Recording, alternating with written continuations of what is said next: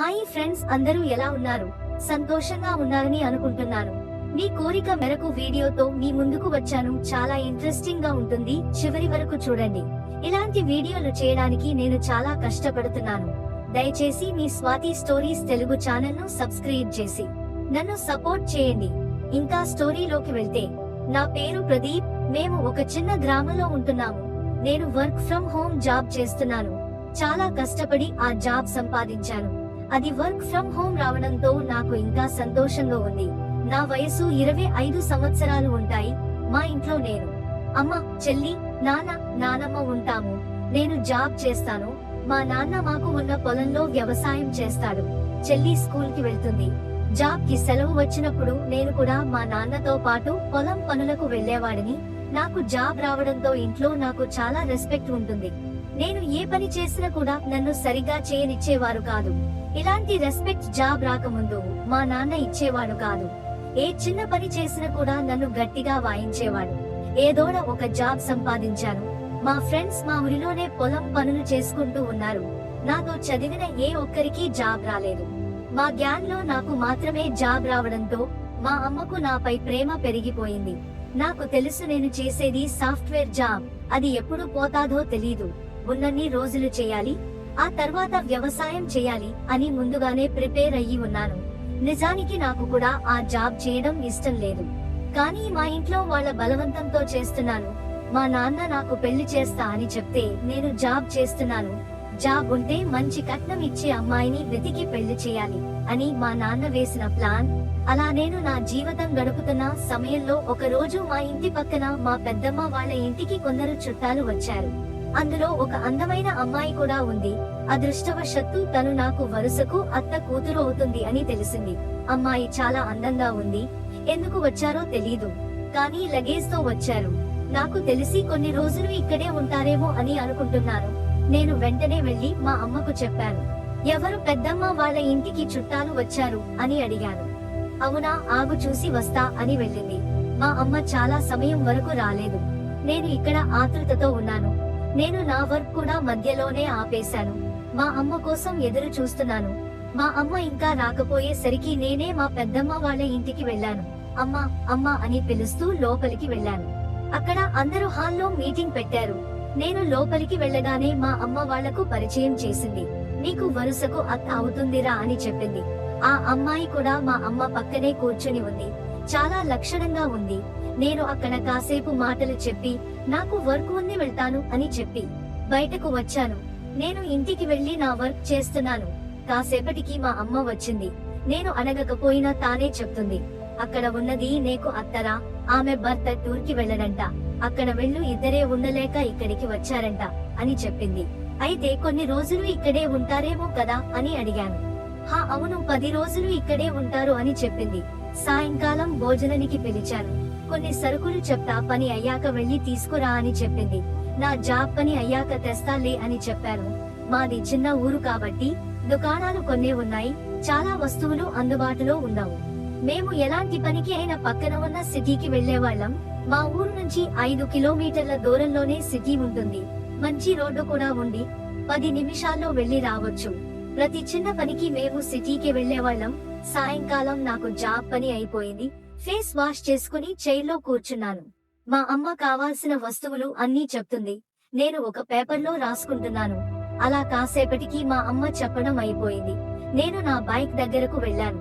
మా పెద్దమ్మ వాళ్ళ ఇంటి బయట మా అత్త కూతురు కూర్చుని మొబైల్ చూస్తుంది. అప్పుడు నేను చూశాను, తను కూడా నన్ను చూసింది. చిన్నగా నవ్వుతూ ఏంటి ఇక్కడ కూర్చున్నావు అని అడిగాను. ఏం లేదు బావా, టైం పాస్ అవ్వడం లేదు, అందుకే ఇక్కడ కూర్చున్నా అని చెప్పింది. తను బావ అని పిలిచేసరికి నాకు ఫ్యూజ్లు ఎగిరిపోయాయి. ఎక్కడో తెలియని ఆనందం మొదలైంది. తనపై ఇష్టం ఇంకా పెరిగిపోయింది.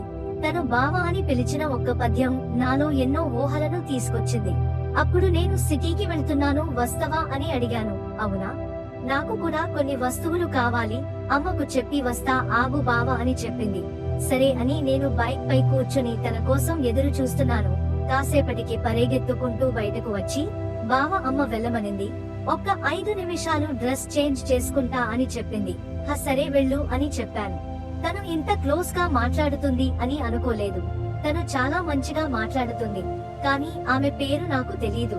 తనేమో నన్ను బావ అని పిలుస్తుంది.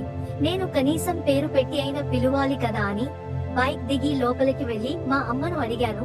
అమ్మ, పక్కింటికి వచ్చిన అత్త కూతురు పేరు ఏంటి అని అడిగాను. తన పేరు ప్రశాంతి అని. నువ్వు ఇంకా వెళ్ళలేదా? త్వరగా వెళ్లి తీసుకురా, నేను వంట చేయాలి అని చెప్పింది. ప్రశాంతి కూడా వస్తా అని చెప్పింది. అమ్మ, ఏమో పని ఉందంట, డ్రెస్ చేంజ్ చేసుకుంటా అని చెప్పి వెళ్ళింది అని మా అమ్మకు చెప్పాను. సరే తీసుకుపో, జాగ్రత్తగా వెళ్లి రండి అని చెప్పింది.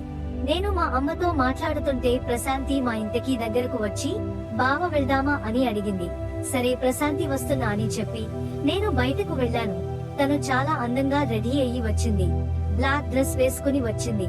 తన అందాలు కూడా చాలా బాగున్నాయి. ఎక్కడి అందాలు అక్కడ పర్ఫెక్ట్ గా ఉన్నాయి. ఆ అమ్మాయి చాలా ఫాస్ట్ గా ఉంది. నేను వెళ్లి బైక్ తీశాను. ప్రశాంతి కూడా వెనకాల ఎక్కింది.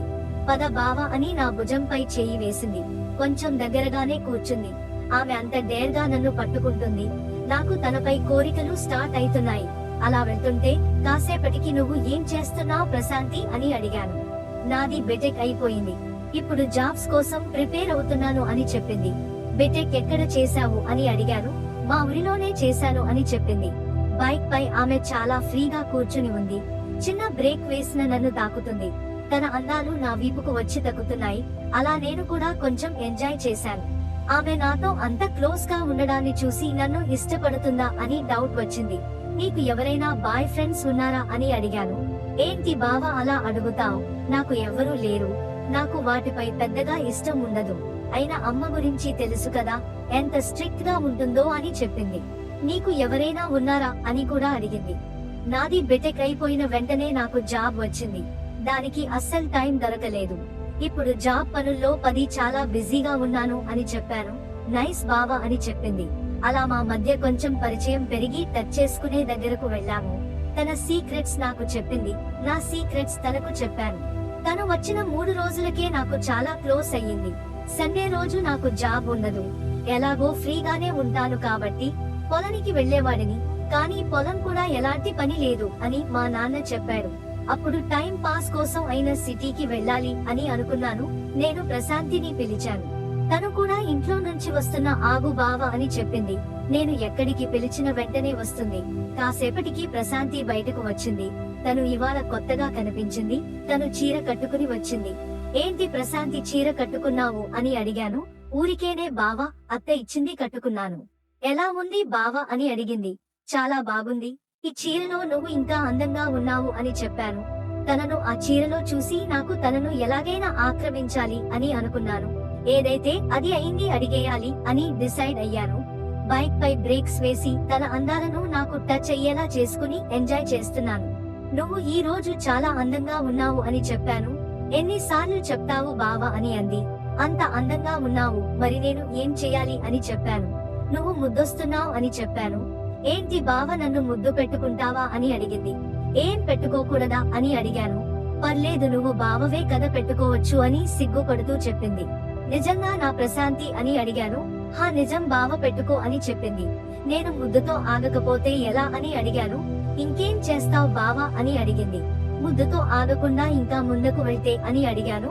ఎలాగైనా చేసుకో బావా, నువ్వంటే నాకు ఇష్టం అని చెప్పేసింది. దెబ్బకు నాకు ఆనందం ఉరకలు ఎత్తింది. సిటీలో మా ఫ్రెండ్ గాడికి ఒక రూమ్ ఉంది. ఆ రూమ్ లో వాడు మాత్రమే ఉంటాడు. నేను వాడికి కాల్ చేశాను. వాడు నా చిన్నప్పటి ఫ్రెండ్ కాబట్టి వాడితో డైరెక్ట్ గా చెప్పేశాను. వాడు రూమ్ తాళాలు బయట పెట్టి వెళ్తా చూడు అని చెప్పాడు. నేను మా అత్త కూతురిని వాడి రూమ్ కి తీసుకెళ్లాను. వాడి రూమ్ కూడా సిటీకి కొంచెం బయట ఉంటుంది. చుట్టుపక్కన ఎవరూ ఉండరు. ఆ ప్లేస్ ప్రశాంతికి కూడా బాగా నచ్చింది. వాడి రూమ్ తాళాలు తీసుకుని లోపలికి వెళ్లి డోర్ వేసుకున్నాము. నా ముందు ప్రశాంతి ఉంది, కానీ ఎలా స్టార్ట్ చేయాలో అర్థం కావట్లేదు. ముద్దు పెట్టుకుంటా అన్నావు కదా బావ, పెట్టుకో అని ప్రశాంతి నా దగ్గరకు వచ్చింది. వెంటనే తనను నా దగ్గరకు లాక్కుని తన ఒంటి పైన ఉన్నవి అన్నీ తీసి తన మామిడి పండ్లు కింద ఉన్న టెంకని ఆస్వాదించడం స్టార్ట్ చేశాను. ఎప్పటి నుండో ఎదురు చూస్తున్న నాకు వరంలా దొరికింది. నేను తనివి తీరా చేస్తున్నది ప్రశాంతికి చాలా నొప్పిని కలిగిస్తుంది, కానీ నన్ను అలాగే రెచ్చగొడుతుంది. ప్రశాంతికి మొదటి అనుభవం చాలా గట్టిగా చూపించాను. తను జీవితంలో మరచిపోలేని స్వర్గాన్ని తనకు ఇచ్చాను. నేను అలా 2 గంటల పాటు ప్రశాంతికి విరామం లేకుండా చేశాను. ఆ తర్వాత ఇద్దరు సల్లబడ్డాము. అప్పుడు ప్రశాంతి కళ్ళలో కన్నీటి బిందువులతో నిండిపోయింది. నేను చాలా ఎంజాయ్ చేశాను బావా. నన్ను పెళ్లి చేసుకో బావా అని నాపై వాలిపోయింది. నేను మా అమ్మకు చెప్తా, మీ అమ్మతో మాట్లాడమని అని చెప్పాను. నేను కూడా మా అమ్మకు చెప్తాలే బావా, నేను బావను పెళ్లి చేసుకుంటా అని చెప్తా అని చెప్పింది. అలా చివరికి మా అత్త కూతురు నాకు పెళ్ళాంగా మారింది. ఆ తర్వాత కూడా తన అందాలు మారలేదు. నన్ను ఇప్పటికీ పూర్తి ఆనందాన్ని ఇస్తుంది. ఇది ఫ్రెండ్స్ నా స్టోరీ.